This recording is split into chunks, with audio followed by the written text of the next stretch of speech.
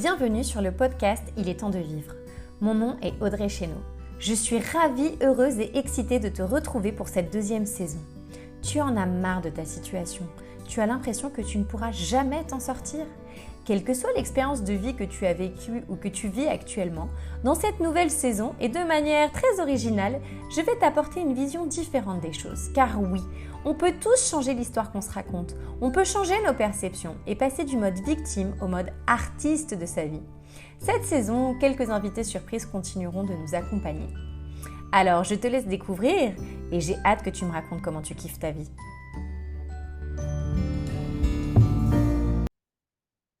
Bonjour à tous et bienvenue sur le podcast Il est temps de vivre. Je suis ravie de vous retrouver pour cette deuxième saison. Je suis Audrey Chéneau, entrepreneuse multicasquette.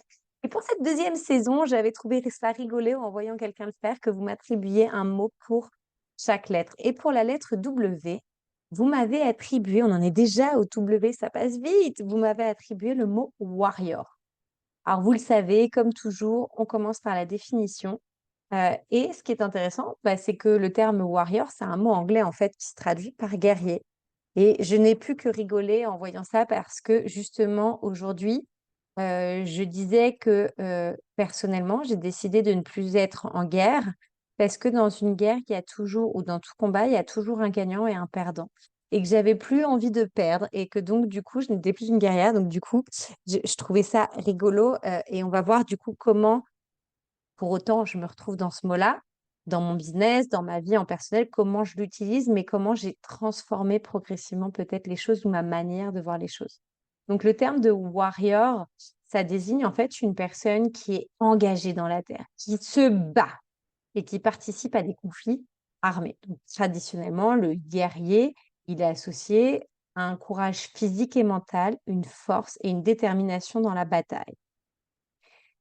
Cependant, le terme warrior, il peut aussi être utilisé dans un sens plus large pour désigner quelqu'un qui fait preuve de force, de résilience, de détermination face aux défis de la vie. Et alors là, je me retrouve complètement.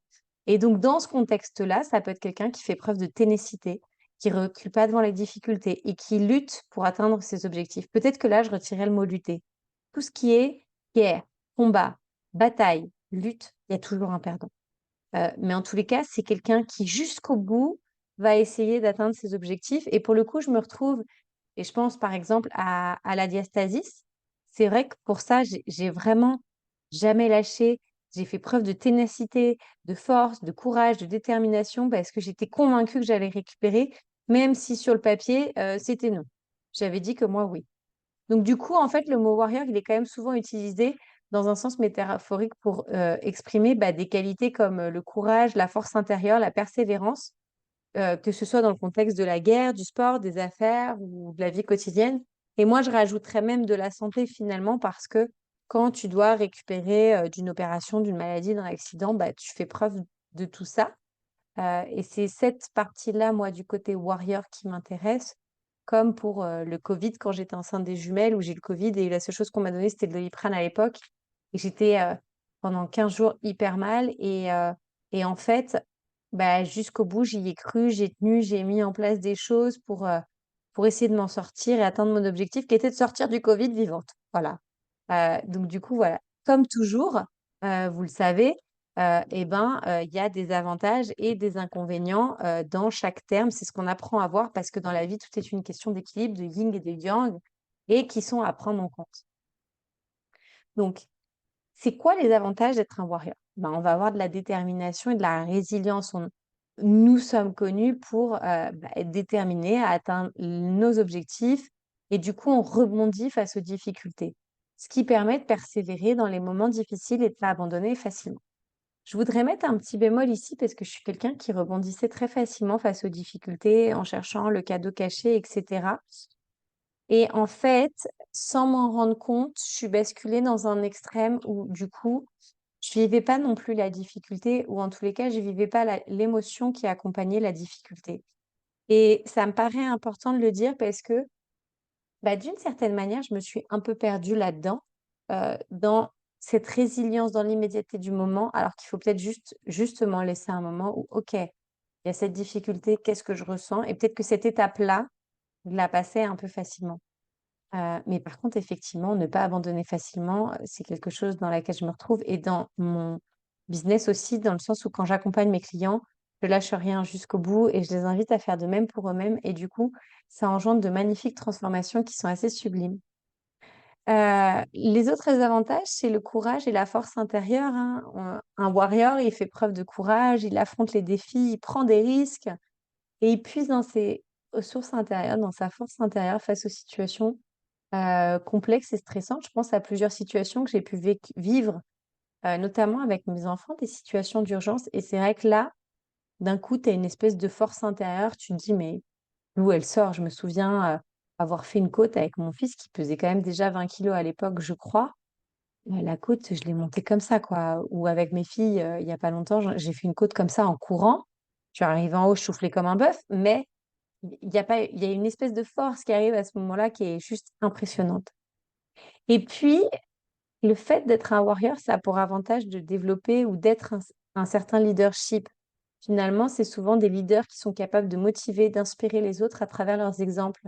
Leur détermination, leur attitude positive peuvent vraiment encourager les personnes qui s'entourent à se dépasser.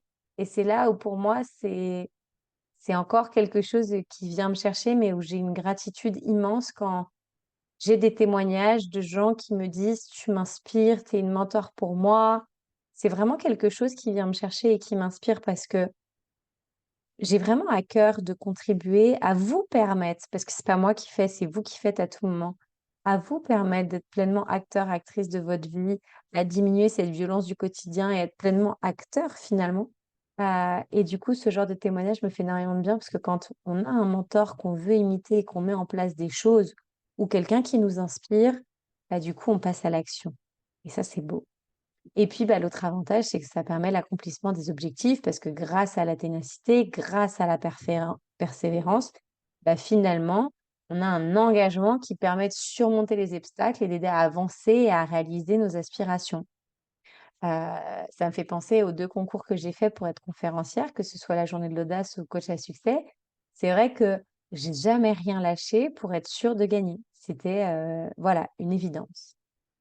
Pour autant, eh ben, être un warrior, ça a des désavantages, notamment, et ça j'en ai déjà parlé un peu, les risques émotionnels et physiques. C'est-à-dire que bah, du coup, on peut être exposé à des risques émotionnels et physiques élevés parce que on a une volonté, et ça j'en prends conscience seulement maintenant, de se confronter à des situations difficiles, ce qui peut entraîner des situations de stress élevé et des tensions constantes.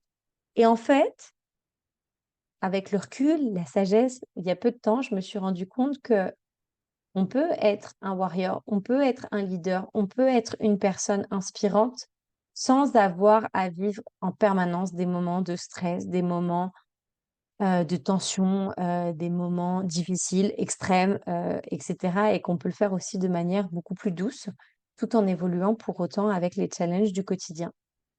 Ça peut entraîner un surmenage. Alors là, Natacha, ma bras droit, me rirait au nez en voyant ça, parce que du coup, on va peut-être, comme en fait, on est un petit peu en mode combat, on est: «Allez, j'y vais, je vais y aller, je vais y arriver, ta ta ta ta ta ta ta», et bah, du coup, on peut surmener parce qu'en fait, on va tellement faire que ça va entraîner une fatigue physique et mentale.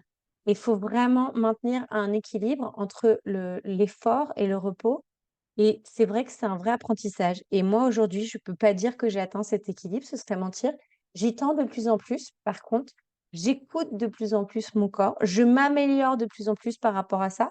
Mais c'est vraiment, je crois, un des désavantages et c'est vraiment un des trucs où je peux m'améliorer, même si, quand même, de plus en plus, ça s'améliore. Et puis, bah, ça peut entraîner l'isolement. Et ça me parle parce qu'en fait, quand tu es tellement focalisé sur ton objectif, bah, du coup, tu t'isoles des autres parce que, tu vois ta priorité, ce qui est important pour toi, et du coup, ça peut vraiment, affecter les relations, personnelles parce que on va sacrifier certains aspects de notre vie sociale ou, certaines relations personnelles parce qu'à ce moment-là, l'urgence ou ce qui nous paraît important est mis ailleurs, et on peut se perdre du coup un petit peu là-dedans de mon point de vue, parce que quoi qu'on en dise, on reste des êtres sociaux et on a besoin de l'autre. Et donc si on est solopreneur, c'est d'autant plus dangereux. Donc solopreneur, c'est les entrepreneurs qui sont seuls. Je trouve ça d'autant plus dangereux parce que, on est déjà isolé en étant solopreneur et d'où l'importance d'avoir vraiment un petit noyau dur à côté, en tous les cas, parce que si on n'a pas d'équipe, on peut très, très vite se retrouver très isolé, très seul. Et puis, je ne me reconnais pas du tout dans le quatrième point des désavantages, c'est la tendance à être perfectionniste. Alors j'en sors, attention, mais vraiment il y a du coup, il y a un côté où il y a des attentes élevées envers, nous-mêmes et du coup, on est enclin au perfectionnisme et du coup, ça gère une espèce de pression constante. Là-dessus, j'ai énormément amélioré.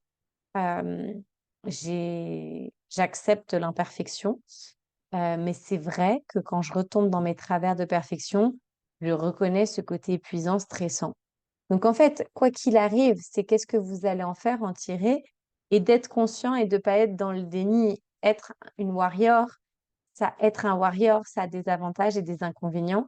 Parfois, tu te crames et quand tu es dans le surmenage, bah, il y a la vie qui va te rappeler à l'ordre. Parfois, ben, au contraire, ça va, te permettre d'être dans le leadership. Voilà, c'est toujours une question d'équilibre. Les extrêmes ne sont, jamais bonnes. Et pour moi, être une warrior, ça peut vraiment aider à sortir de la position de victime et à devenir pleinement acteur, actrice de sa vie. Heu, Tout d'abord parce qu'en fait, ça permet vraiment de développer un empowerment personnel. Qu'est-ce que j'entends par ça? C'est que ça implique de prendre la responsabilité de sa vie, de ses propres actions. Ce qui permet de se libérer de la mentalité de victime en se concentrant sur les circonstances extérieures au lieu de se concentrer sur les circonstances extérieures comme le ferait une victime, on va aller se concentrer sur le contrôle de nos propres choix et de nos propres décisions. Je voudrais profiter de cette partie de souvent et dit oui, mais on manifeste ce qu'on vit dans notre vie. Quand on vit une situation difficile, un challenge, ce que moi j'aime dans l'empowerment personnel, peu importe nos croyances derrière de ce qu'on a manifesté ça ou pas, c'est surtout que la seule chose sur laquelle j'ai du contrôle, c'est mon attitude. Et c'est comment je vais faire face à ça.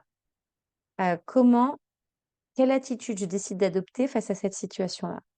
Et pour moi, ça, c'est être un guerrier, une guerrière. Ça, c'est être un warrior.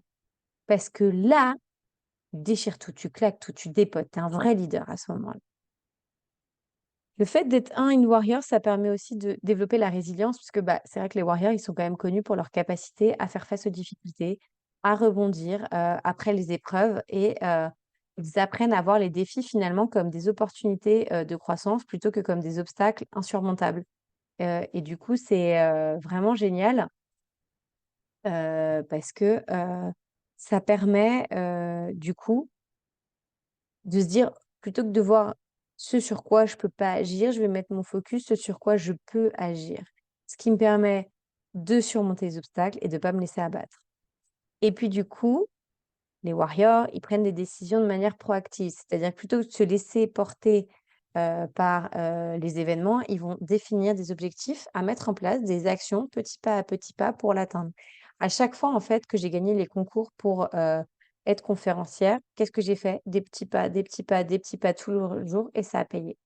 Ce qui permet du coup de diriger, ma vie, dans la direction qu'ils souhaitent plutôt que de les laisser guider, dans les circonstances.